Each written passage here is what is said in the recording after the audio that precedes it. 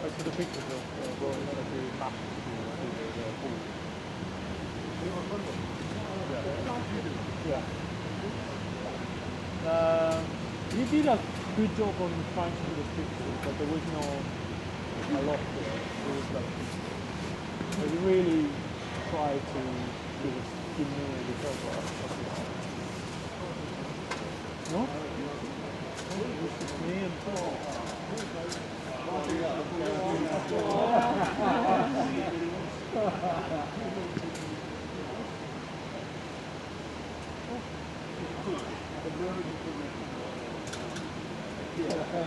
Oh, look at that. Ooh.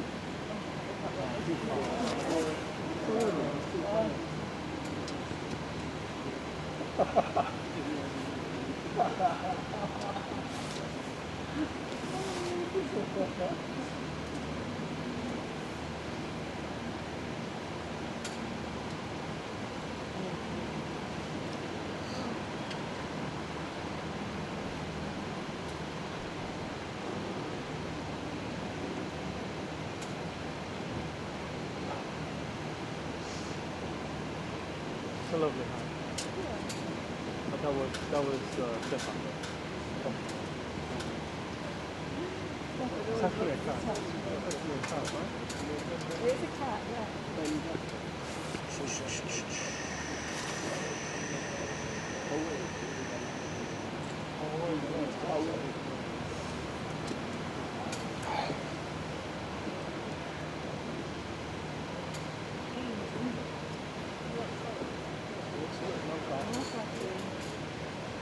Yeah, it's good.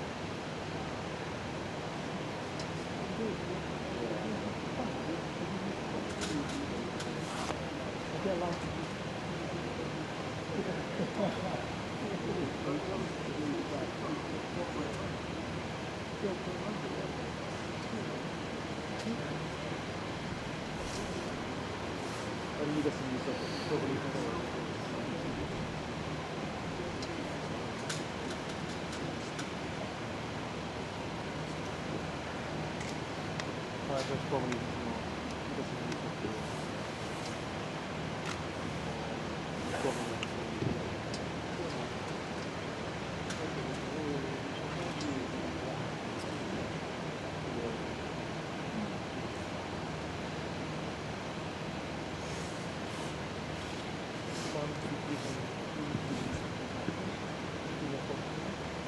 finally the AI and the thing to keep silent.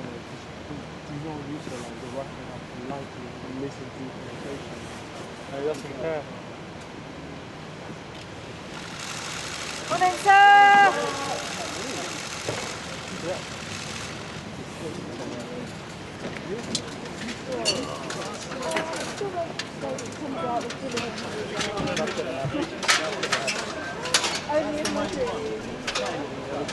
It's lucky it's Larry.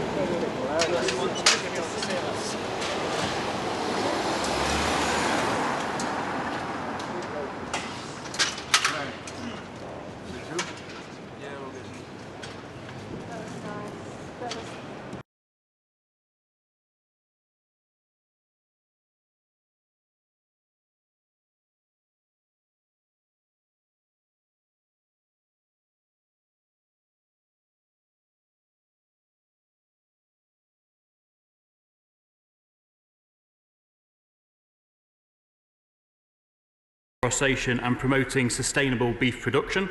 The UK's Partnership for Forest programmes works in South America to support sustainable businesses which grow crops and rear cattle without causing deforestation.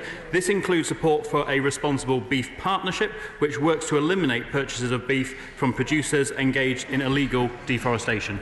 Whitaker. Thank you, Mr. Speaker. Whilst I accept as a dual national that Australia is not a developing country, however, the ongoing bushfires has seen forestry and bushland destroyed to the tune of almost 25 million acres, or an area almost 5 times the size of Wales. We've also seen the destruction of well over 1 billion species as well. Can my honourable friend inform the House on what support has been offered to Australia to help rebuild not just bushland and forests, but also the biodiversity that has been destroyed also?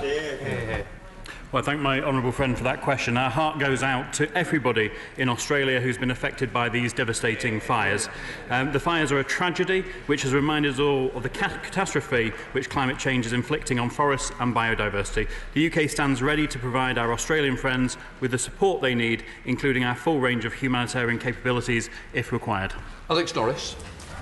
Thank you, Mr. Speaker. Just over a week ago, the Prime Minister made a showpiece promise to end all UK aid spending on coal, which is all well and good, but there hasn't been any since 2012. This is more evidence that the government is more interested in talking big on climate change globally, rather than taking actual action. It's time for the government to get serious. Will the Minister commit today to stop spending taxpayer money on gas, oil and fracking, which is helping to destroy our planet and biodiversity, and instead use this aid to tackle the vast amounts of poverty and inequality across the globe? Mr. Speaker, I would encourage the honourable gentleman to read the announcement from the Prime Minister's speech more carefully. The Prime Minister's announcement includes not just our bilateral aid assistance, but also investment, export credit and trade promotion support. The government has shown significant leadership in tackling climate change, not least through our announcements to double international climate finance commitment to developing countries, and we will be hosting COP26 later this year. Barry Sherman. Mr. Speaker, is the Minister aware that an all-party group have invited leaders of the indigenous communities of the Amazon to visit this House of Commons on the 5th of February? Could I ask all members to meet these people and listen to their concerns and what faces them in terms of the deforestation of the Amazon? I think the honourable gentleman is right. We need to, around the world, work with indigenous communities and work with people. Many people in the developing world owe their livelihoods and their incomes to local forests, and therefore we need to work with communities in everything we do. Mr. Speaker, developing countries around the world face the loss of trees and animals at a catastrophic rate as the climate emergency worsens. When will the Secretary of State follow the bold leadership of the Scottish Government and the recommendations of the International Development Committee and explicitly adopt the concept of climate justice to help climate spending and ensure the most vulnerable receive the help they need to protect their biodiversity? Very good. Well, Mr. Speaker, the UK are global leaders. Not only are we the fastest to remove our own carbon emissions out of the G7, but we are also making groundbreaking commitments, such as the Prime Minister's commitment at the UN General Assembly to double our international climate finance spending. I think we have a proud record to tell, but we are going to work even harder to ensure that COP26 in Glasgow in November is a huge success. In Colombia, international agro-business is regularly stealing land from campesino and indigenous peoples so as to cut down the trees and to simply plant acre after acre after acre of palm oil. This is unsustainable for the future and bad for the environment. What is the government doing to talk to the Colombian government to bring the peace process back on track so that indigenous people can have their land back?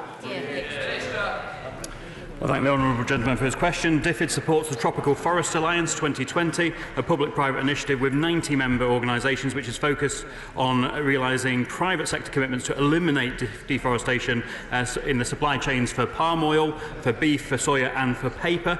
This is one of the many initiatives that we are taking to address the consequences of palm oil production. Donald Kapczynski. Question number 6, Mr. Speaker. Mr. Speaker, our departments work together to ensure development is at the heart of UK trade policy. This includes delivering the successful UK-Africa Investment Summit, where we announced the Trade Connect service. This service will help developing countries make the most of preferential access to UK markets and also support UK firms to strengthen their supply chains in developing countries. I'd like to thank the Minister for that answer. Increasing the number of women in the workforce is key for economic growth. What support is DFID giving to women entrepreneurs? Well, Mr. Speaker, can I firstly commend my honourable friend for his support for entrepreneurship in his constituency more widely. In terms of the UK, we are absolutely committed to increasing women's role in trade, recognising the importance of trade as a lever for equality, and that is why we've recently announced an extension to the She Trades Commonwealth programme, which provides training and mentoring to female entrepreneurs and connects them to international markets and investment opportunities. Chris Law. Mr. Speaker, in 2013 Australia merged both its aid and trade departments, resulting in worse performing aid programmes, a mass exodus of development experts, and even led to DFID to downgrade the Australian Department of Trade to third-tier status for staff exchanges. Is this the future the Secretary of State wants for his own department, or does he agree with me that a standalone department remains the best way for the UK to deliver world-leading international development projects? Well, Mr. Speaker, machinery of government changes are a matter for the Prime Minister, but the UK is indeed and will continue to be a superpower when it comes to international development, and he will have seen the commitment to 0.7 in our manifesto. Theo Clark. Can I congratulate my right honourable friend on the success of the Africa Investment Summit and ask what further steps the government is taking to support British businesses like JCB in my constituency of Stafford to export more and help generate local jobs? Well, Mr. Speaker, my honourable friend, of course, in her previous career has done an enormous amount to ensure there is more bilateral trade and investment. The Africa Investment Summit was indeed a success and it builds partnerships with governments, with companies for the future, and this will lead to even more trade and jobs in both countries. Annalise Dodds. Question 7, please, Mr. Speaker. Can I thank the honourable lady for her question? She's right to raise this, and I'm very pleased to say the UK leads the world in our support to the Africa-led movement to end FGM. In November 2018, we announced a further £50 million in UK aid to tackle FGM over the next 5 years, including £15 million for our programme in Sudan, now in its second phase.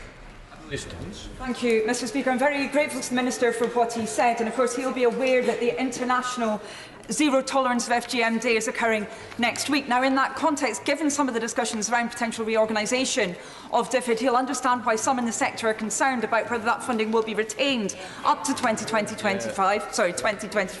Can you please give us that guarantee, because the relationships underpinning those programmes take time to embed?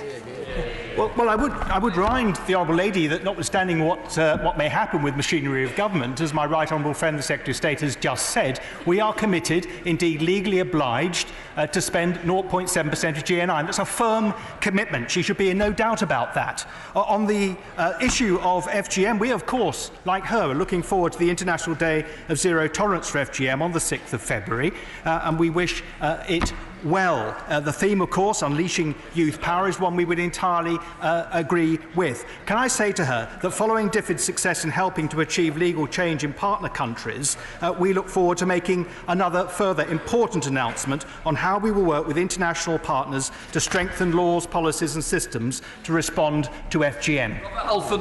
Number 9, sir. Can I thank my right honourable friend for his question? He will know that the UK is committed to making progress towards a negotiated two-state solution. Meanwhile, UK aid to Palestinians helps meet immediate needs, deliver key services and promote economic development.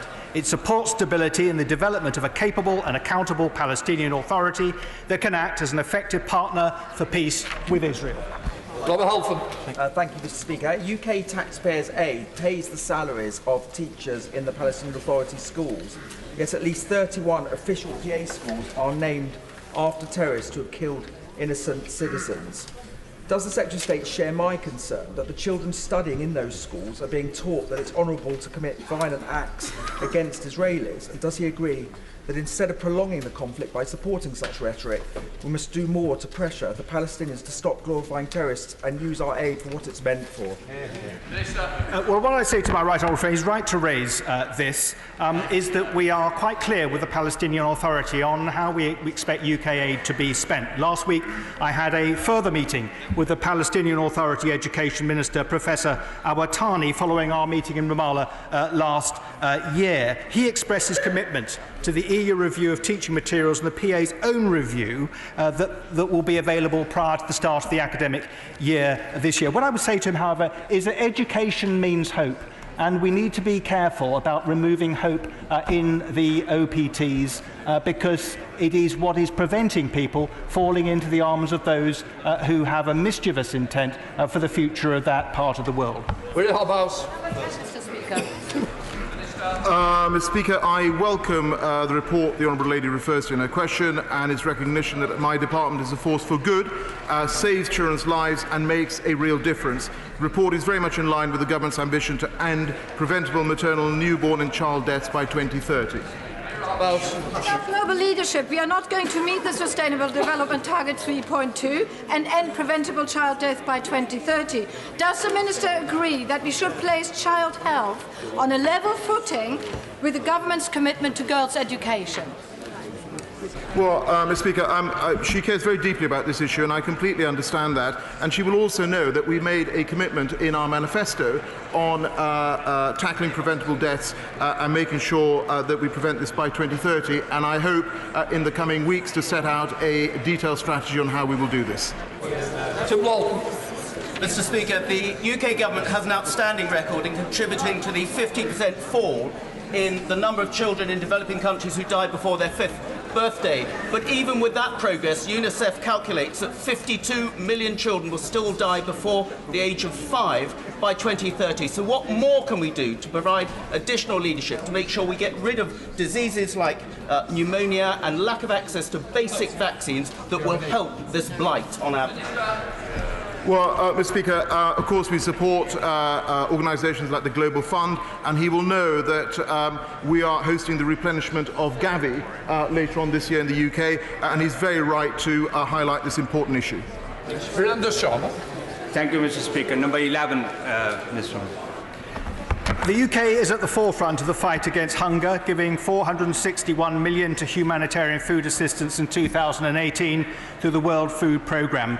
We will take a leadership position as a global influencer and convener alongside Germany at the SGD2 summit in Berlin in June and other events leading up to the New York Food Systems Summit and Japan's Nutrition for Growth Summit. Mr. Sharma. Thank you. Malnutrition is the #1 risk factor for TB, the world's deadliest infectious disease. A quarter of the 10 million new cases last year were caused by undernutrition, and treatment is less effective for those unable to access a good diet. What steps is the government taking to ensure that fewer people fall ill with TB and to improve access to the nutritional support for those that do? The Honourable Gentleman is absolutely right to link TB and malnutrition. I hope he will have approved of the UK contribution to the Global Fund against AIDS, malaria and TB last year. I think that was a huge effort on behalf of this country. He will also, I think, approve of the Gavi replenishment that this country will be hosting in London in June. Topic closed. Question 1, Andrew Jones. Mr. Speaker. Mr. Speaker, in August I announced an International Development Infrastructure Commission to advise me on mobilising additional private sector funds alongside public money to deliver on the Sustainable Development Goals. The United Nations estimates that an additional $2.5 trillion is required annually to meet those goals, and the Commission has now made recommendations on how to turbocharge infrastructure investment in developing countries. At the recent UK-Africa Investment Summit, I announced that the UK will work together initially with the governments of Uganda, Egypt, Kenya, Ethiopia and Ghana to do just that. Andrew Jones. Thank my right honourable friend for that answer. I was pleased to see that COP26 will be held in Glasgow. Can the Secretary of State update the House on preparations for that conference? question. Mr. Speaker, a successful delivery of COP26 in November is an absolute key priority for the government, and cross-departmental work is being coordinated through the Cabinet Office. It is absolutely vital for current and future generations that all of us around the world step up to the challenge. Duncan. Thank you, Mr. Speaker. Can the Secretary of State clarify what is his department's policy on spending UK aid money on expanding fossil fuels overseas? Mr. Speaker, I think the answer has been given by my honourable friend earlier when it came to the statement the Prime Minister made at the Africa Investment Summit. I'm afraid that's just not good enough, Mr. Speaker. Last week's UK Africa Investment Summit cost the department over £15 million of aid money on a one-day event. I wonder if he can say now whether any of that money was spent on business class flights, five-star hotels, because the department won't disclose the figures until autumn 2021. At the summit, almost £2 billion worth of new energy deals were struck for fossil fuels. How on earth can the Secretary of State justify using taxpayers' funds to help fossil fuel companies when we're in the midst of a climate catastrophe? Mr. Speaker, I'll just say to the honourable gentleman that if he read the communique that came out of the summit, he will have seen the billions of pounds of investment, but also UK support going to developing countries, and he always castigates private investment. I would just say to him, Mr. Speaker, that perhaps he ought to read what the UN Secretary General wrote in November in the Financial Times, where he pointed out that the private sector is vital to advance development goals. Sometimes he needs to read and listen to the experts rather than to people on his own benches. Charlotte McCrory. Thank you, Mr. Speaker. Can my right honourable friend reassure companies insuring farmers, such as specialising in renewables, such as Kenza heat pumps, how the Africa Summit held last week will boost African countries' efforts to adopt cleaner forms of fuel? Well, Mr. Speaker, a very good question. The summit highlighted the UK's distinct offer to support clean growth and our expertise in low-carbon sectors and green finance. And as example, with the President of Kenya, I attended the London Stock Exchange for the launch of the first green Simba bond, which the UK government helped to develop. Thank you, Mr. Speaker. Can the Minister confirm that educating and employing women and girls will remain a key strategy for his department? Absolutely, it will. Tom Tugunda. Mr. Speaker, thank you. Could the Secretary of State update the House on what measures he's taking to empower women's economy, the women's economy in many developing countries?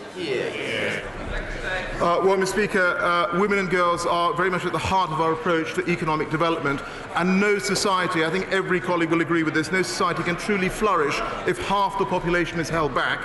At the UK Africa Investment Summit, I announced further support for our Work and Opportunities for Women programme, which will help at least 100,000 additional women to achieve better paid and more secure work. Mr. Speaker, the UK has a responsibility for the plastic pollution we see, particularly in developing countries. The UK has a major responsibility for the plastic pollution that we see, particularly in developing countries. So what work is the UK government doing to stop the trade and export of plastic pollution from the UK? Well, Mr. Speaker, I did set out earlier what we are doing in terms of this particular area, but what I would say to him is that, of course, there is a legitimate export market for plastic waste as secondary raw material. However, we take very firm action against those engaged in the illegal export of contaminated, low-quality and unrecyclable plastic waste. Jetler Pleshley. Thank you, Mr. Speaker. Given the recent significant influx of Syrian refugees into the Kurdistan region of Iraq, I understand that there are issues with the allocation of British funding to the Kurdistan region. So can my honourable friend join me in paying tribute to the region, who have accommodated over 1 million refugees and displaced people since 2014 and sought out the funding? I most certainly do join him in paying tribute to the Kurdistan regional government and other governments in the area that are helping in this respect, including Jordan and Lebanon and Turkey. I'm not aware of any delays to the allocation to which he refers, but I'm very happy to look into the matter. We now come to PMQs. Question 1, Colonel Monaghan. Can't believe, Mr. Speaker. Question number.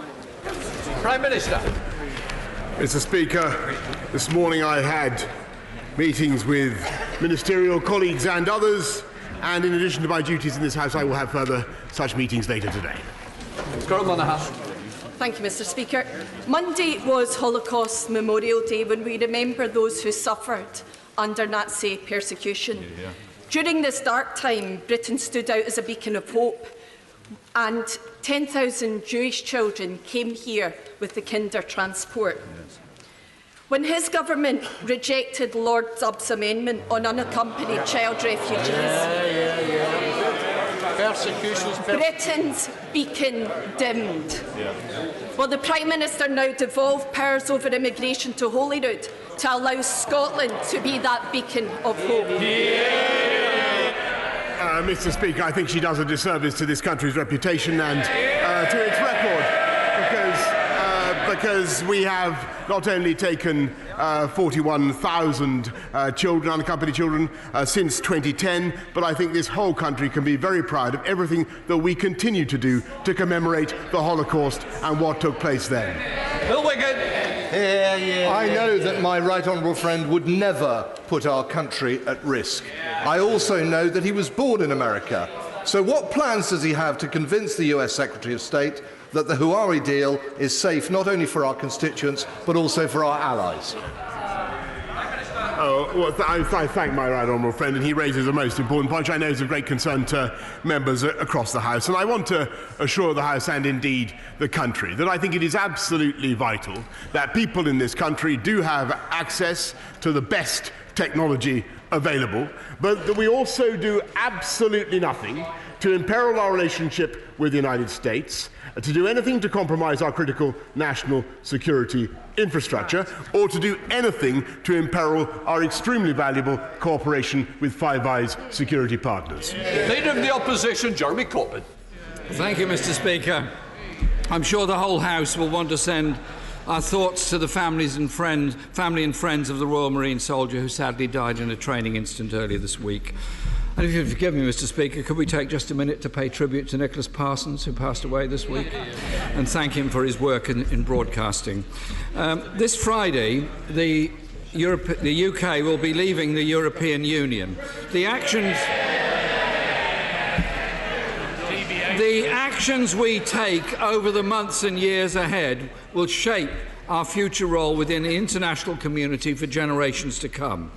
Britain's role in the world will face one of its most important tests later this year when COP26 meets in Glasgow to discuss the need for drastic action to tackle the climate emergency. Given the scale of the crisis, does the Prime Minister think that we as a country should be financing billions of pounds on oil and gas projects all around the world? Well, Mr. Speaker, let me first of all say in deference to and in memory of Nicholas Parsons, I think we should all avoid hesitation, deviation or repetition in this House. And I can answer very clearly by saying I do think it important that the UK continues to campaign against hydrocarbon emissions of all kinds, as we do. And he will have noticed that we have just decided to ban support for all extraction of coal around the world. And that is a massive step forward by this country. Jeremy Corbyn. Speaker, the report from the BBC and Unearthed investigation has revealed that a government agency has helped to finance oil and gas projects which will emit 69 million tonnes of carbon a year, nearly a sixth of the total emissions from this country alone. The effects of climate change have been felt in this country with flooding in Yorkshire and the Midlands, and of course with the wildfires in Australia. Despite pledging to reach net zero emissions by 2050, on current track the government will only meet the target by 2099. Can we afford to wait another 79 years before we reach net zero in this country? Mr. Speaker, this government has doubled spending on tackling climate change internationally to £11.6 billion, and I'm not surprised actually, because he's so pessimistic, he's so gloomy. Don't forget, Mr. Speaker, that this country has reduced CO2 emissions already by 42% on 1990 levels, whilst the economy under this Conservative government has grown by 73%. That's our record. We can do both. Prime Minister Jeremy Corbyn has voted against every proposal to take action on climate change until he became Prime Minister. I hope for the sake of our future he changes his mind before COP26 meets in Glasgow. And speaking of failing to take a global lead on climate change, the US Secretary of State is visiting later today. President Trump's latest Middle East peace plan is not a peace plan. It will annex Palestinian territory, lock in illegal Israeli colonisation, transfer Palestinian citizens of Israel and deny Palestinian people their fundamental rights. When the government meets with the US Secretary of State later today, will he make it clear that the British government will stand for a genuine, internationally backed peace plan rather than this stuff proposed by Trump yesterday? Well, Mr. Speaker, let's be clear. This is a problem that has bedeviled the world for decades, and the Middle East, of course, in particular. No peace plan is perfect, but this has the merit of a two-state solution. It is a two-state solution. It would ensure that Jerusalem is both the capital of Israel and of the Palestinian people. And I urge him, rather than being so characteristically negative, to reach out to his friend, my friends, our friends in the Palestinian Authority, to Mahmoud Abbas, for whom I have the highest respect, and urge him for once to engage with this initiative, to get talking rather than to leave a political vacuum. Jeremy Corbyn. I have the greatest respect for President Abbas and those in the Palestinian Authority. I've met them many times. And as the Prime... Mr. Speaker, this is actually a very serious issue, and I think the Prime Minister should acknowledge that President Trump's plan will not bring any move towards peace, has no support from any Palestinian anywhere in the world, and maybe this would be a good opportunity for the British government to say frankly and candidly to the US, on this you are wrong. There needs to be a two-state solution with international support. The kind of test for this country for the future has to be how we work to end conflict abroad. The Saudi Arabian-led intervention in Yemen has led to the needless deaths of innocent men, women and children. Yet this government has broken the ban on Saudi arms sales 3 times, while Donald Trump has vetoed a ban on arms exports 3 times. Will the Prime Minister confirm that he will respect his own ban and will, when he meets the US later today, ask them to stop selling arms to Saudi Arabia while they continue the bombardment of the people of Yemen? Prime Minister. Well, as he knows, the Saudi-led operation in Yemen is supported by the UN, a UN mandate to restore the government of Yemen, and it is absolutely vital. He's completely correct that the crisis in Yemen continues, and it's a tragedy for the people of Yemen. But I think what he should rather be doing is supporting the activity of the British UN negotiator, Martin Griffiths, who's doing a fantastic job in trying to bring the sides together and to get a peaceful solution led by Yemenis.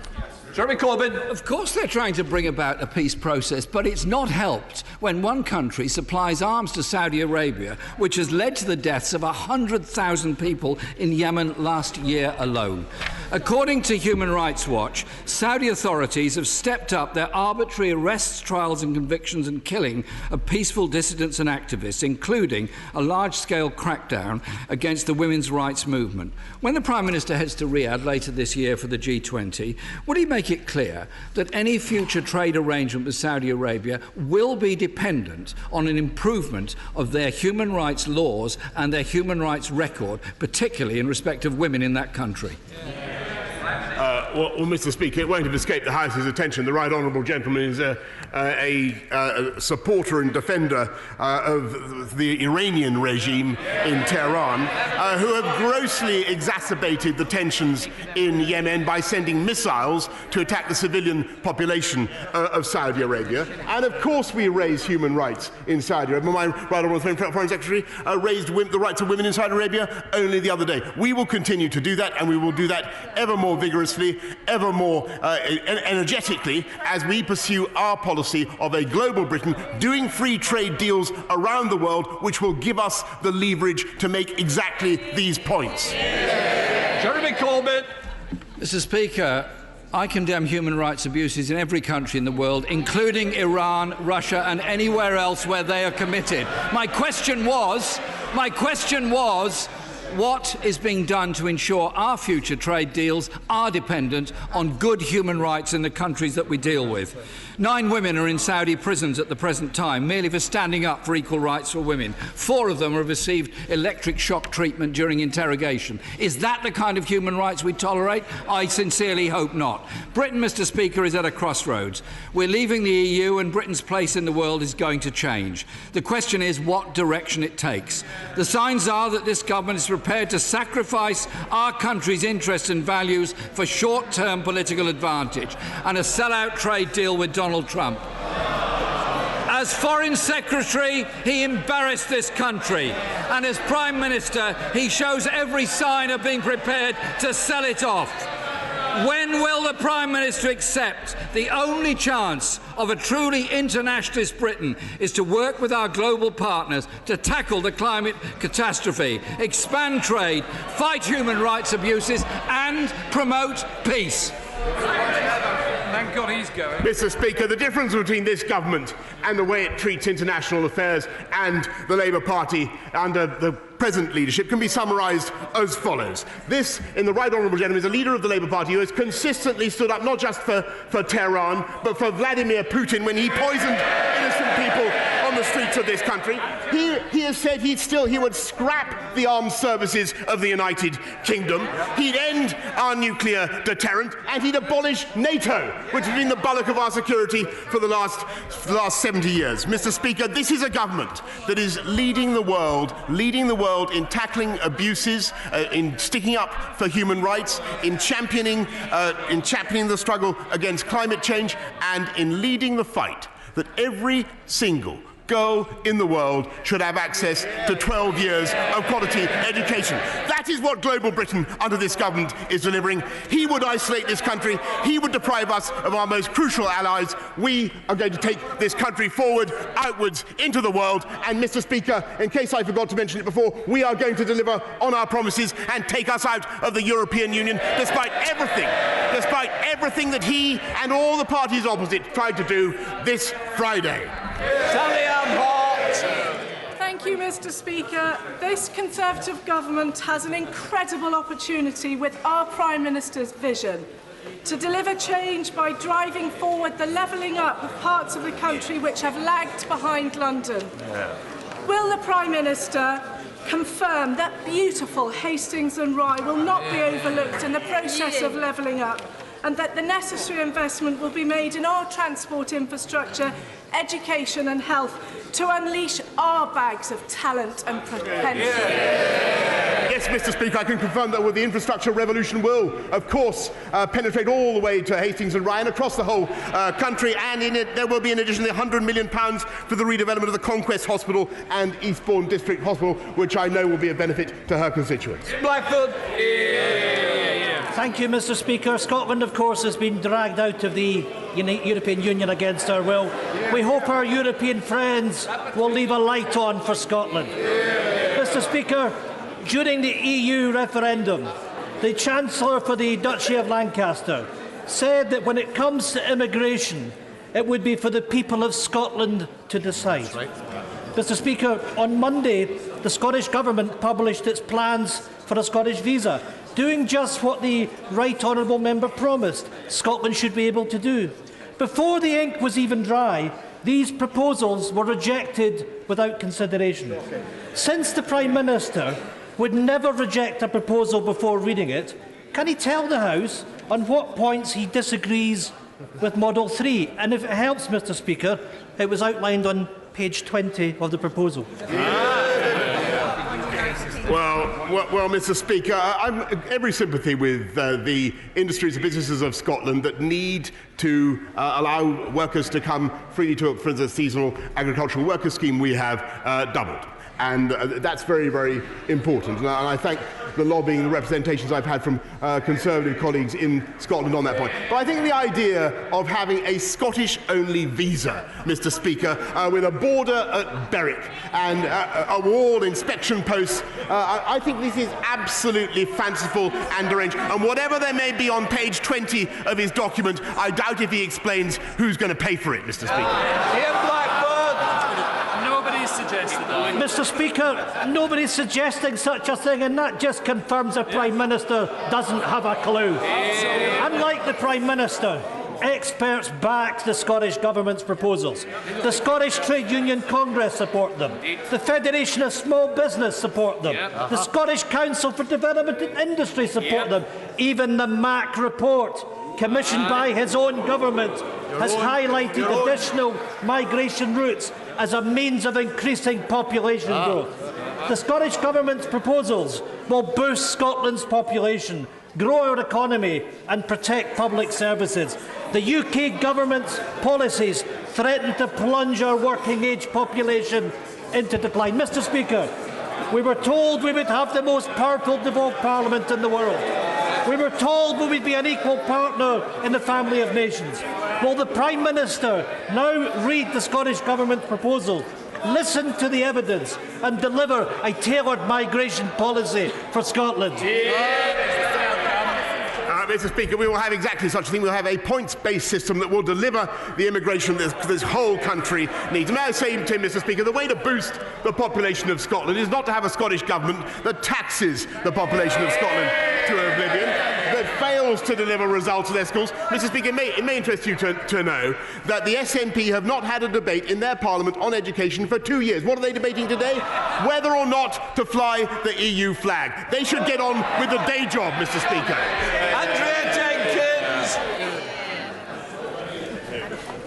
Andrew Jenkins.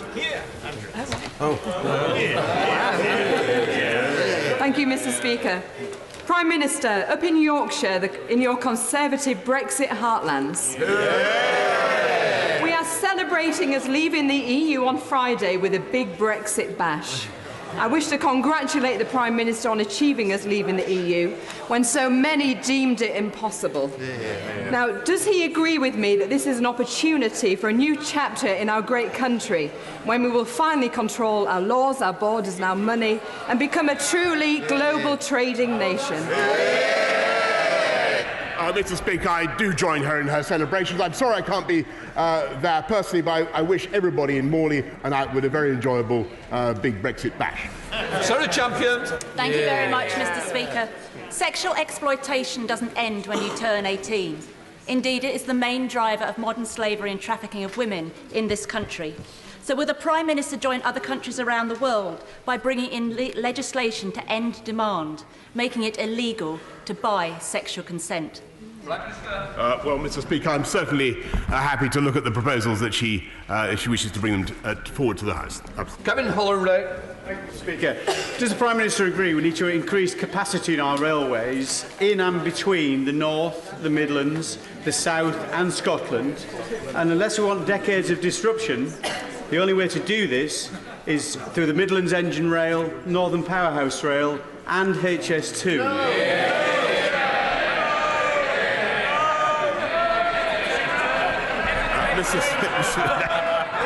Mr. Speaker, I can tell my honourable friend that we are not only building the Northern Powerhouse Rail and investing in the Midlands Rail Hub, but as he knows, we are looking into whether and how to proceed with HS2, and the House can expect an announcement very shortly. Angela Crawley.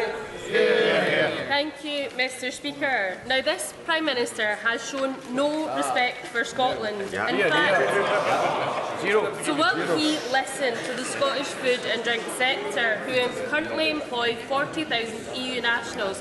Now we have 46,000 roles needing filled by 2030.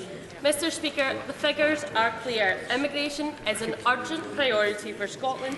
So when will this Prime Minister accept that Scotland must have the power to tailor its own immigration policy and ensure that we have the powers to do so? Mr. Speaker, I have the utmost and highest respect for Scotland, for people of Scotland. I have less respect, I must say, for the SNP government of Scotland, which is currently, because of its failures, is producing less growth than any other part of the UK.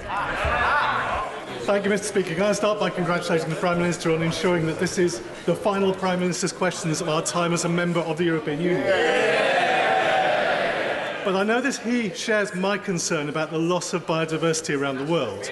I have seen at first hand how it is possible to turn a palm oil plantation back into a fast-recovering rainforest full of wildlife. can I ask him to ensure that whilst we're doing good work in restoring environment around the world already, that we step up through DFID, the work we do to restore biodiversity, and in doing so, help tackle climate change? Well, my right honourable friend raises an exceptionally important point, and that is why it's vital that we have a direct link between the Chinese COP summit on biodiversity and our COP26 summit on climate change. Caroline Lucas.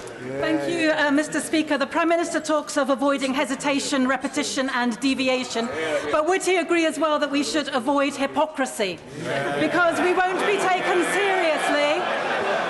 We won't be taken seriously on climate leadership as long as we are ploughing taxpayers' money into projects overseas that are emitting huge amounts of carbon. It's not just the export finance, it's also the fact that at the Africa Summit last week, $2 billion was going to be ploughed into more oil and gas. So will you join me and the Environmental Audit Committee in agreeing that from the end of 2021 there should be no UK money going into fossil fuels overseas?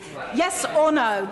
Mr. Speaker, what I can tell her is that we've doubled spending on tackling climate change, 11.6 billion, and no, not another penny will be going into digging out coal, and we will do everything we can to help the rest of the world to achieve the incredible record of the UK government in reducing CO2 emissions. That is our ambition. Ron Bailey. Thank you, Mr. Speaker. This Sunday is World Wetlands Day, and I have the superb Slimbridge WWT headquarters in my constituency. Will the Prime Minister tell us what the Environment Bill will do for wetlands and wildlife, and will he come and visit our famous flamboyance of flamingos? Mr. Speaker, I look forward to seeing her famous flamboyant flamingos at the earliest opportunity, but I can tell her that our environment plan does place biodiversity frameworks on a statutory footing. Whether or not that includes flamingos, Mr. Speaker, I don't know, but we are putting... Filipino ferries in Hull are flying Filipino seafarers to work for far below the national minimum wage. They are expected to work 12-hour shifts, 7 days a week for 6 months at a time. And the Prime Minister will remember that the Herald of Free Enterprise disaster, which claimed the lives of 193 passengers and crew, was caused by seafarer fatigue. Will he agree to meet a cross-party group of MPs to discuss this issue and try to put this issue to bed once and for all, and indeed to protect British seafarer jobs? Can I just say to the honourable gentleman, he's absolutely right to raise this, and I think it is a serious issue. I've been told that the replacement crew's working pattern meets the requirements of international maritime conventions, but plainly there are concerns that we have for all the reasons that he mentions. Perhaps the shortest answer I can give is that I know that my right honourable friend, the Transport Secretary, will be only too happy to meet him and others concerned. Andy Carter. This week in my constituency of Warrington South, the much-anticipated Chapelford Medical Centre opened, improving GP access for residents. Will the Prime Minister confirm that this government's intention is to recruit, train and deploy more doctors so we can increase the number of appointments for people in Warrington and across the UK?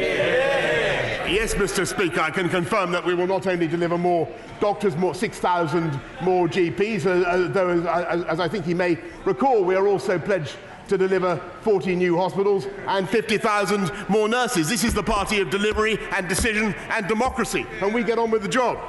Campbell. Thank you, Mr. Speaker. The Prime Minister will be aware that we've been pressing for some time for a pension for innocent victims of violence in Northern Ireland. Can he update the House on the progress made thus far and give an absolute assurance that those in receipt of such a pension are innocent victims, and it will not include those perpetrators who were injured by their own actions? Prime Minister. Mr. Speaker, obviously we have every sympathy for innocent victims of violence in Northern Ireland, and we've been consistently clear that the principle that those who have sustained injuries must have happened through no fault of their own. That principle will be sustained throughout the negotiations. Much, Mr. Speaker. The Prime Minister will know that the Future Fit programme is a £312 million investment in upgrading and modernising hospital services in Shropshire. Telford Council, a medically illiterate organisation, has managed to prevent these changes over the last 6 years, undermining the 300 local doctors and surgeons who believe it's essential for patient safety. Will the Prime Minister intervene to use his good offices to help us break this deadlock? Otherwise, patient safety will be put at risk at the Royal Shrewsbury Hospital.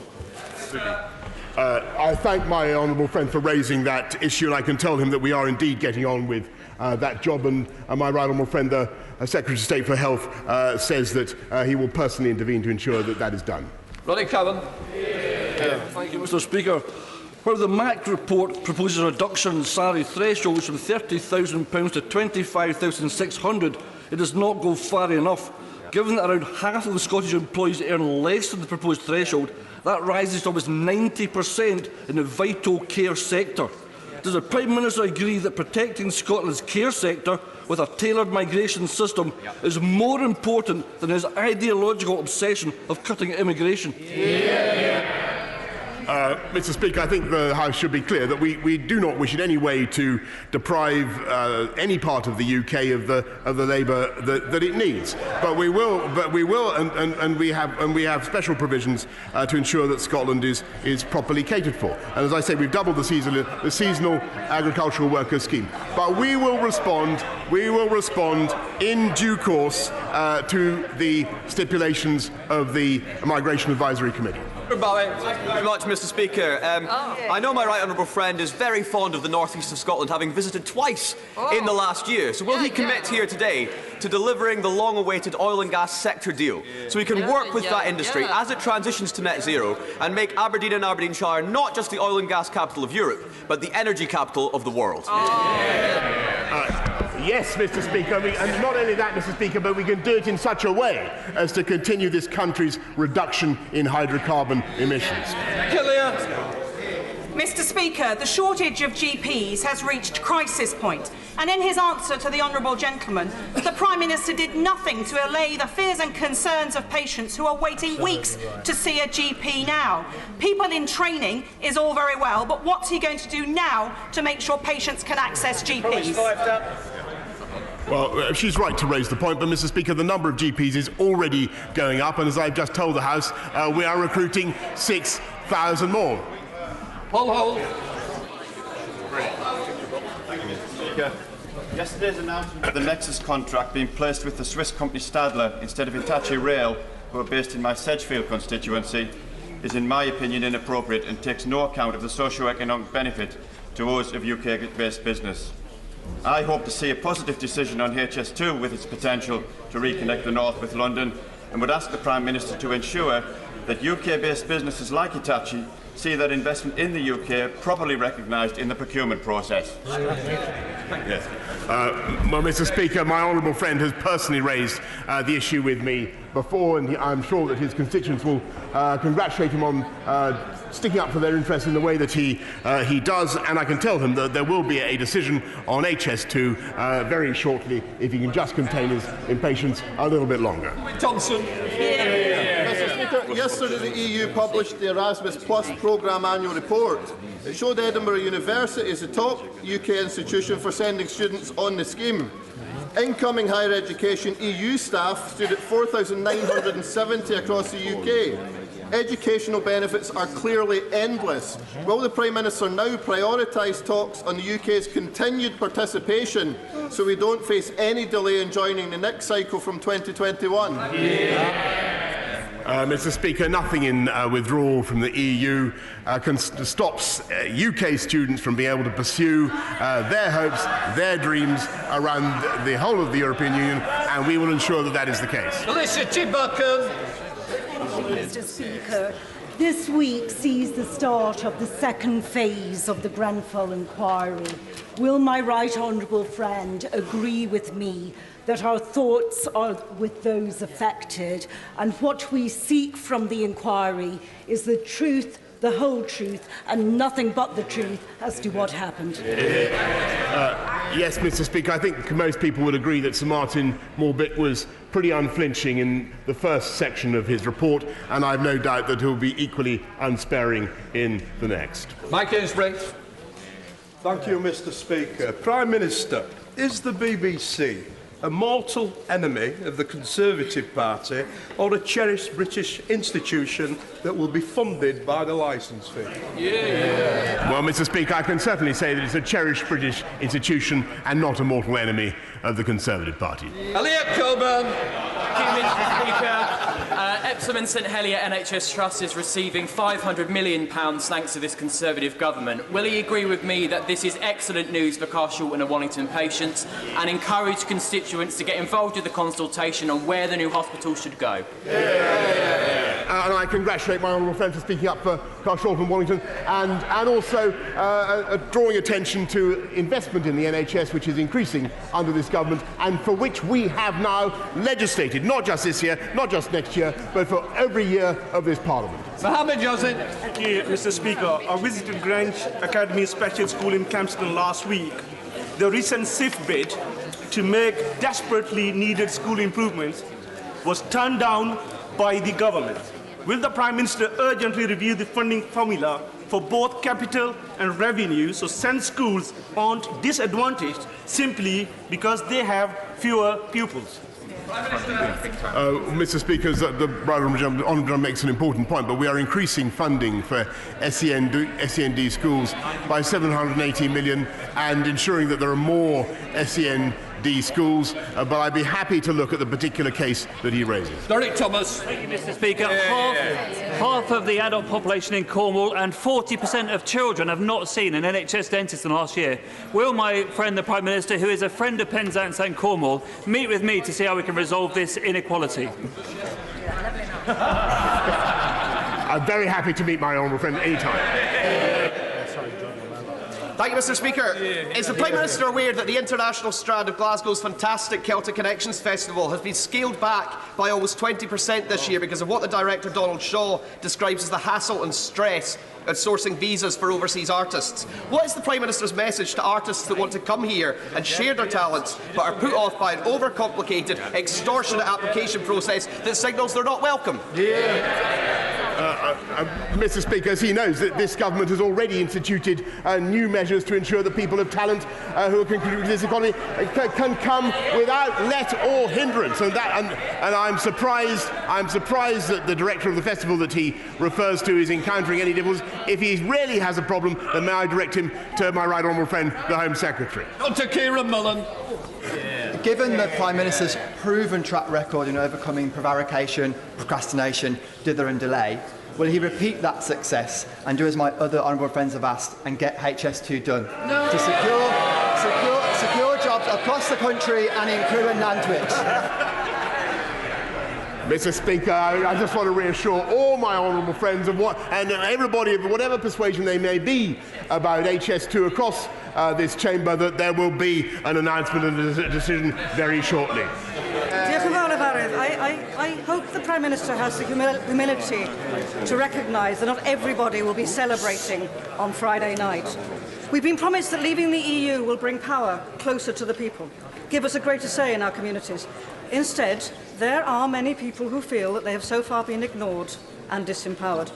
Will he demonstrate his willingness to listen to all voices by meeting Plaid Cymru leader Adam Price and myself to discuss how Wales will win the tools to forge a better future? Well, Mr. Speaker, I certainly share her general sentiment that it's time for the whole country to come together. I think that Wales voted to leave the EU from memory, and I think it's time that we regarded this as a beginning. This is curtain up on a fantastic future for our country, and that is the frame of mind, may I respectfully suggest to the Right Honourable Lady and others, in which they should approach it. Order. I have a short statement to make. As Speaker of the House, this is a short statement by me. As Speaker of the House, I am committed to transparency, but I am mindful that the frank advice must be protected confidentially. To balance these principles, I have written to the Clerk of the House to establish a new procedure modelled on power of accounting officers to seek ministerial direction. The procedure will apply if I take a decision as Speaker which the Clerk of the House considers compromises a substantial breach of the standing orders or a departure from long-established conventions without appropriate authorisation by the House itself. In such a case, the Clerk of the House will be empowered to place a statement of his views in the library, and I will always make the House aware that this has been done. I am placing a copy of my letter in the Clerk of the House in the library, the letter from the Clerk of the House into the library.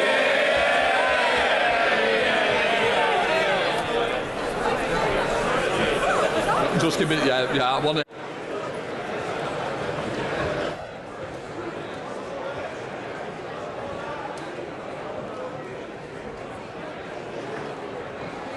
I want to now take some points of order. Catherine McKinnell.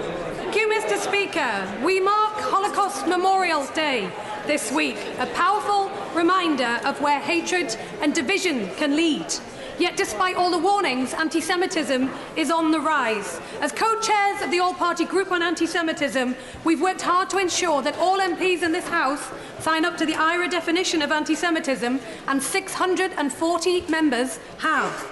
Is there any way to convey the message, Mr. Speaker, that this sends a vital signal that this House will take anti-Semitism seriously, congratulate the Anti-Semitism Trust on this initiative, encourage all MPs who haven't to sign, and reaffirm that each solemn pledge must now convert those words into real action and change? I think she's carried out what her desire was, and the message has certainly gone out as she realised. Not a point of order, but quite rightly, I'm so pleased it's been raised. Point of order, Jamie Stone. Thank you very much, Mr. Speaker. I am sure that all members of this House will share my sorrow in noting the recent death of Lord Maclennan of Rogart, or Bob, as all of us who knew him called him. In due course, others, I'm sure, will refer to his career, his role in forming the SDP, and indeed in forming my own party. But, Mr. Speaker, representing his constituency today, I want to put on record his fantastic 35 years of service to his constituents, regardless of their politics, regardless of their rank. And for that reason, Mr. Speaker, he was very, very dearly loved, the length and breadth of his vast constituency. I'm sure all members will join me in sending our condolences to his widow Helen and his family. Absolutely. And quite rightly, I've raised a very important matter, the death of the former member who had great confidence of all sides of the House. Right, I now want to come to the first Opposition Day motion on policing and crime. I inform the House that I have selected the amendment in the name of the Prime Minister. I now call the Right Honourable Diane Abbott to move the motion. Thank you, Mr. Speaker. There is no more emotive issue than crime and punishment. And we have asked for this debate today because these issues matter so much to all of our constituents, and because every government has as its first duty to defend the safety and security of its citizens. Of course, it doesn't mean there'll be no crime. What it means is that every government should make its best endeavours to ensure that safety and security. And that doesn't mean dog whistle rhetoric on law and order. It means genuinely making people safer. Ministers like to trumpet their enthusiasm for stop and search. On this side of the House, we support evidence-based stop and search, but random stop and search can poison police community relations rather than necessarily making anybody safer. But instead of fulfilling its duty, the government has tried to ensure safety and security on the cheap. We on this side of the House have repeatedly warned that cuts have consequences. We were extremely grateful on that point. Will she agree with me that the public value safer neighbourhood policing almost above everything else? They like to see the police out and about and building good community relations. Does she share my regret that a 5-ward cluster in my constituency, which had 30 police on duty a few years back, recently had as few as 7, and no wonder the public no longer feel that the police are present on our streets. I would like to thank honourable friend for her intervention. I'm familiar with her part of London, and I do share her regret that the amount of visible policing on the ground has lessened because of government cuts. I thank the Shadow Secretary of State for giving way, and would she agree with me that violent crime, and in particular knife crime, is now at a record high, including in my Slough constituency, where we've had just 2 fatalities in the recent past. Would she not agree with me that this is as a direct result of the huge cuts, including more than £1 billion to our youth centres and more than £1 billion to our police force? And it's about time that the government stops its austerity that is decimating our communities. I do agree with my honourable friend. The figures for so many categories of crime, including knife crime, I have to make some progress, show how right we were to warn of the consequences of austerity in relation to law and order and policing. I have to make some progress. Furthermore, the government decided in the last election that its policing pledge was crucial.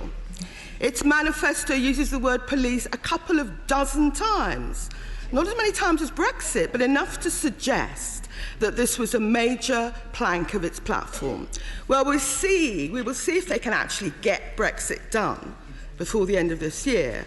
But there must be doubt as to whether they will be able to get the central pledge to recruit 20,000 extra police done, given the poor start on police funding.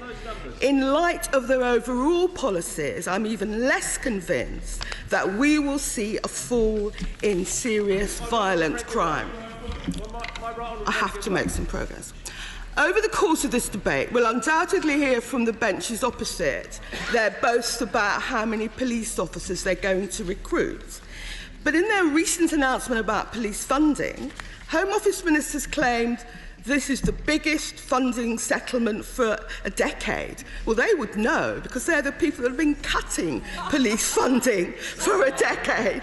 It is the party opposite that's been responsible for the levels of funding over the past decade. The truth is, Mr. Speaker, that it is the Tory party and Tory ministers who caused such damage to our police when they took an axe to their numbers. It is widely known that they cut more than 20,000 police officers. So to be boasting that you're putting the numbers up now when you cut them in the first place will not sit well with our constituents. But along with the cuts to police numbers, and this is important, so I'd ask the House to listen, they also cut thousands of police community support officers and police civilian support staff, and the effect was devastating. Fewer police community support officers is such a terrible thing because communities rely on the PCSOs to maintain community links and to help with low-level policing, and fewer support staff. I thank my honourable friend for giving way. And would she agree that there's a stark contrast here with the policy of the Welsh Labour government in the Senedd, who have actually kept and funded PCSOs in Wales, which made a huge difference in my community, despite the cuts we've seen, and our Welsh Labour police commissioners in Gwent and South Wales, who have made such a difference on our evidence-based policing policy? My honourable friend, I'd like to thank him for reminding me of the progress that the Labour government in Wales has made on this issue. And fewer support staff means police are actually doing more of their own clerical and admin work. And this isn't pen pushing, but vital work, for instance, in preparing a case for court. And I'm not aware of any plans by this government to restore either the numbers of PCSOs or admin staff. But I'm very happy to give way to the Minister if he wishes to tell me about that. Police officers will still be burdened with non-police and non-crime fighting work. And this government has created a huge shortfall in funding for the police pension fund. The police deserve decent pensions, all public sector workers do, who've seen their pensions frozen under this government. But the police, I have to make some progress, but the government needs to provide funding for police recruitment and police pensions. Otherwise, the funds for one will come out of the other. I would remind the benches opposite what they actually inherited in 2010. It was police officer strength at a record high.